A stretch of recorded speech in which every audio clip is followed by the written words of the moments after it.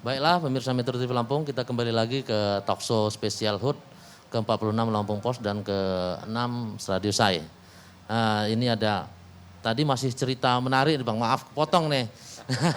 Mungkin bisa dilanjutkan Bang tuh tentang varian pakan lain dari unit kerja kita yang lain gitu.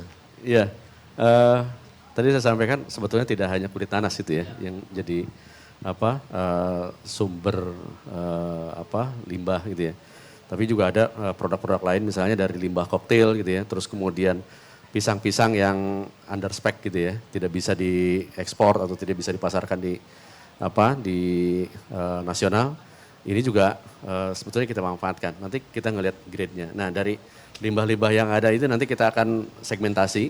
Kalau misalnya dia masih bisa diproses, biasanya kita linkkan dengan UKM-UKM yang ada di sekitar perusahaan. Misalnya kayak pisang itu jadi keripik pisang gitu ya. Sekarang itu lagi ngetren kalau Lampung ini mungkin terkenalnya pisang keripik pisang kepok. Mungkin nanti sebentar lagi gitu ya, kita akan boomingkan keripik pisang dari pisang Cavendish gitu ya. Sebagai produk varian baru dari Lampung seperti itu. Nah, terus kemudian untuk limbah-limbah yang tidak bisa dimanfaatkan sama sekali, itu kita juga ngeling dengan masyarakat. Nah, di masyarakat itu kita punya beberapa binaan kelompok masyarakat. Dia memanfaatkan limbah dari perusahaan itu untuk beternak maggot. Jadi maggot ini dihasilkan dari lalat tentara. Nah, lalatnya ini yang kemudian dipakai untuk pakan ikan.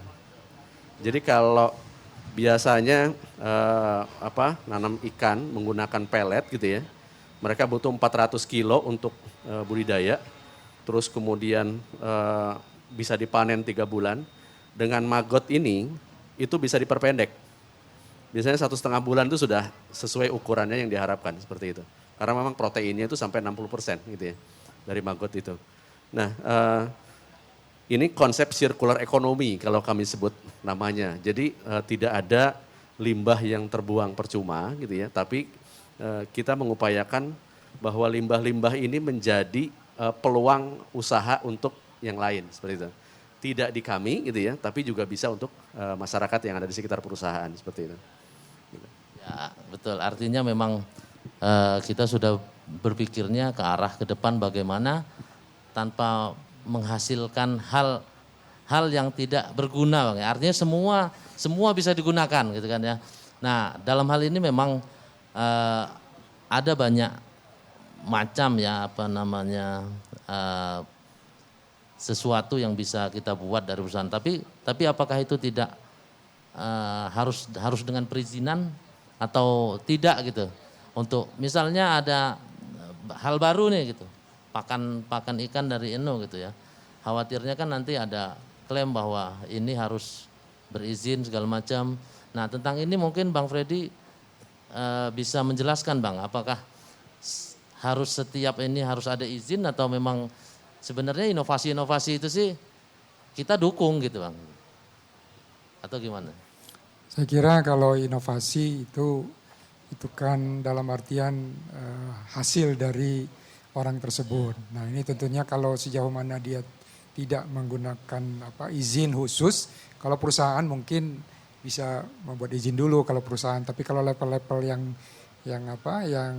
skala rumah tangga dalam artian inisiatif seperti ini saya kira tidak perlu izin, karena ini kan izin itu kan kalau dia memanfaatkan lahan yang lebih luas, dia harus ada izin. Kemudian begitu juga aturan-aturan kalau dia punya produk yang katakanlah mau dilegalkan, nah itu perlu izin. Saya kira, tapi kalau tidak ya bisa tidak perlu Karena izin.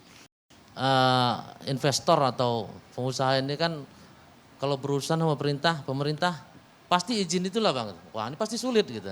Itu artinya memang harus ada dukungan dari pemerintah untuk perusahaan-perusahaan yang mempunyai inisiatif untuk memberikan sesuatu kepada masyarakat dari temuan-temuan baru dari hasil produknya gitu Bang ya.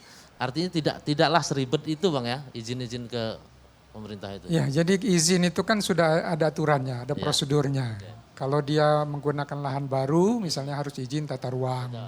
Nah, kemudian harus izin kalau dia belum punya izin usaha harus punya izin usaha. Tapi kalau yang sudah punya saya kira tidak perlu izin lagi.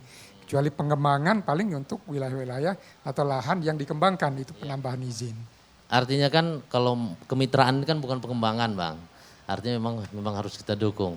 Nah dari PTP sendiri Bang, apakah memang kemitraan dengan masyarakat sekitar itu selama ini diribetkan nggak dengan misalnya harus membuat apa gitu dengan pemerintah kabupaten kota lah kalau gitu karena yang berhubungan langsung dengan kabupaten kota.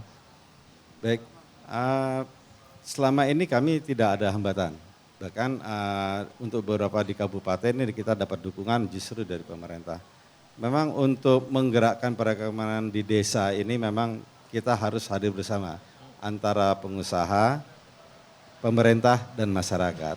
Dan ini di beberapa daerah kita perizinan yang konkret yang wajib itu sepertinya belum ada kita. Jadi baik dalam bentuk industri kecil, rumah tangga ataupun yang lain itu sangat mudah kita dapatkan perizinan untuk dari mitra-mitra kita. Selama ini alhamdulillah dapat dukungan penuh dari pemerintah yang ada. Oke, apalagi di masa pandemi ya artinya memang banyak sekali urusan yang harus kita perhatikan. Ini demi kesehatan kita juga gitu. Di samping itu kita harus tetap mendorong kesejahteraan masyarakat. Seperti dibicarakan oleh salah satu narasumber kami kemarin, pandemi ini ada dua sisi gitu. Yang satu sisi kesehatan harus tetap bertahankan, artinya kita harus sedikit melalaikan ekonomi, tapi ekonomi ini harus juga tetap berjalan gitu. Nah, dalam hal ini apa memang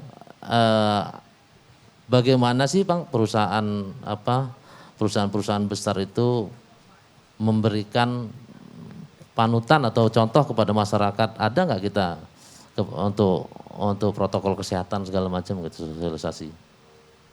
Untuk kami dari PTP ini kita tetap mengadakan sosialisasi mengenai penanggulangan COVID maupun pencegahan. Jadi kita terus di setiap unit ini bekerja sama dengan aparat desa dan kecamatan serta kabupaten.